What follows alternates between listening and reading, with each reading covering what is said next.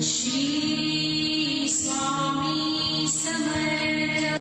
Hello दोस्तों, मैं हूँ राधा। आज हम बात करेंगे ललिता सहस्त्रनाम के बारे में। ललिता सहस्त्रनाम ब्रह्मांड पुराण में से लिया गया है। ललिता सहस्त्रनाम 3 भागों में विभाजित किया जा सकता है। जैसे कि पूर्व भाग, इसमें सहस्त्रनाम की उत्पत्ति के बारे में बताया गया है। मध्य भाग में देवी माँ के 1000 नामों का वर्णन आता है। उत्तर भाग में फलश्रुति है या सहस्त्रनाम पठन के लाभ बताए गए हैं। यह भगवान हयग्रीव यानी महाविष्णु के अवतार ने ऋषि अगस्त्य को सिखाया है। ललिता सहस्त्र नाम में हम देवी माँ के 1000 नाम जपते हैं। इस नामों में देवी के रूप का वर्णन, गुण का वर्णन तथा देवी का महत्व बताया गया है। देवी ललिता अर्थात माँ त्रिपुर सुंदरी, जो तीनों लोकों में सर्वाधिक सौंदर्यशाली स्त्री है, उनका जितना वर्णन किया जाता है वो कम है। ज़्यादातर ललिता सहस्त्र नाम दक्षिण भारत के लोग करते हैं। आपको एक बहुत अद्भुत बात बताना चाहती हूँ। अगर आपने देखा होगा, ज़्यादातर साउथ इंडियन लड़कियाँ खूबसूरत दिखती हैं, क्योंकि ऑलमोस्ट हर एक साउथ इंडियन घर में इसका पाठ किया जाता है। जब कोई गर्भवती स्त्री ललिता सहस्त्रनाम का पाठ करती या सुनती है तो होने वाली संतान भी सौंदर्यशाली और गुणवान होती है। हम सब पृथ्वी पर एक खास उद्देश्य से आए हैं। हम सबका एक महान लक्ष्य है। जब श्रद्धा और विश्वास के साथ ललिता सहस्त्रनाम का पाठ किया जाए तो माँ ललिता हमारी चेतना में शुद्धि लाकर हमें सकारात्मकता, क्रियाशीलता और उल्लास का भंडार बना देती है। ललिता सहस्त्रनाम एक अत्यधिक शक्तिशाली स्तोत्र है। सनातन संस्कृति में देवी का महत्व अति उच्च है, क्योंकि वो शक्ति है। शक्ति के बिना इस दुनिया में कुछ भी संभव नहीं है। जब दक्ष यज्ञ करते हैं और वो शिव जी को निमंत्रण नहीं देते हैं, पर नारद जी आके सती को बोलते हैं, पिता के यज्ञ के लिए निमंत्रण की क्या जरूरत है, तो आपका जाना वहाँ पे उचित ही रहेगा। तो माँ शिव जी से जिद करती है कि वो यज्ञ में जाएगी। तो शिव कहते हैं, मैं तुम्हें वहाँ पे नहीं जाने दे सकता, और मेरे बिना तो बिल्कुल भी नहीं। तो माँ क्रोधित हो जाते हैं, अपने स्वरूप को काली स्वरूप में बदल देती है। फिर शिव जी डर जाते हैं और वो भागने लगते हैं। तो 10 दिशा में 10 महाविद्याएं प्रकट हो जाती हैं।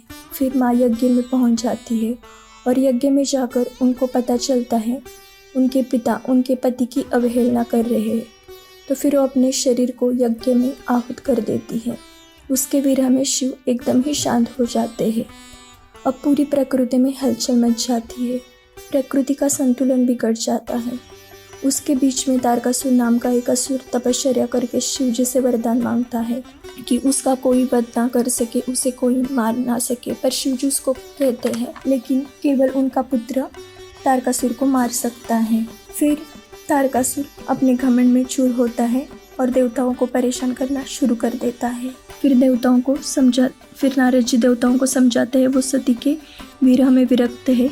शिव जी तो सती के विरह में विरक्त है। उनको कामातुर करने के लिए कामदेव को उनके पास भेज दो। कामदेव के बाण से कौन छूट पाया है, तो शिव जी क्या छूटेंगे, तो आप कामदेव को काम सौंप दो। जब शिव तपश्चर्या में लीन होते तब शिव जी पर कामदेव अपना बाण चलाते हैं। तब जैसे ही वो शिव जी के पास पहुंचता है तो शिव जी की तीसरी आँख खुल जाती है और वो कामदेव को भस्म करते हैं। कामदेव के नष्ट होने के कारण फिर सृष्टि डिस्टर्ब हो जाती है, क्योंकि किसी के अंदर काम भावना ही उत्पन्न नहीं होती। काम का अर्थ यहाँ पे गलत मत लीजिए। काम मतलब कामना। जगत में जो भी कुछ है वो कामनाओं से है। सती पार्वती के रूप में जन्म लेती है और जब विवाह हो जाता है तब पार्वती अपनी शक्ति से गणेश जी का निर्माण कर देती हैं। बचपन की उनकी कथा में आता है, गणेश जी कामदेव की भस्म को देखते हैं और उसके साथ खेलने लगते हैं। तब वो एक आकृति बना देते हैं और फिर उस आकृति में अपने आप प्राण संचारित हो जाते हैं। तो गणेश जी उस टाइम पे बच्चे होते हैं, तो उनको लगता है उनके साथ खेलने के लिए और एक बच्चा आ गया। तो वो उसको शत्रुद्री का पाठ करने के लिए कहते हैं और शत्रुद्री का पाठ करने के बाद शिव जी भी उसको प्रसन्न होते हैं और उस आकृति का नाम भंडासुर होती है। इस तरह भंडासुर का निर्माण हो जाता है और शिव जी भी भंडासुर को वरदान देते हैं कि वो 60,000 वर्ष तक पृथ्वी पर राज करेंगे। और इस तरह भंडासुर का जन्म होता है और इस वक्त तारकासुर भी जिंदा होता है। फिर तारकासुर को शिव जी के पुत्र कार्तिकेय मार देते हैं, पर अब भंडासुर देव को परेशान करना शुरू कर देता है। तब वापस से सारे देव पार्वती जी की तपश्चर्या करते और देवों के अद्भुत यज्ञ से देवी राजेश्वरी यानी कि माँ ललिता देवी उर्फ त्रिपुर सुंदरी माँ प्रकट होती है। और फिर सारे देव माँ को भंडासुर से मुक्ति दिलाने के लिए प्रार्थना करते हैं। तब माँ भंडासुर का वध कर देती है और वो लीला रचती है।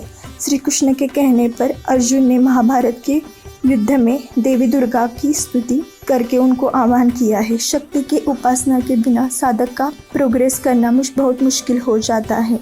आध्यात्मिक उन्नति के लिए माँ का आशीर्वाद बहुत ज़रूरी है, क्योंकि उसके बिना मातृभाव का आभास होता है। शक्ति के आशीर्वाद के बिना अर्जुन भी नहीं जी पाते। इस तरह शक्ति का महात्म्य ललिता सहस्त्रनाम में बताया गया है।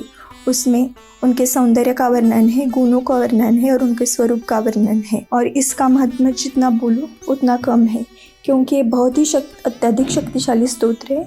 इस स्तोत्र के पाठ से अपने जीवन में आने वाले बहुत सारे बाधाएं दूर हो जाती हैं। तो मिलते हैं दोस्तों अगले वीडियो में, तब तक के लिए श्री स्वामी समर्थ।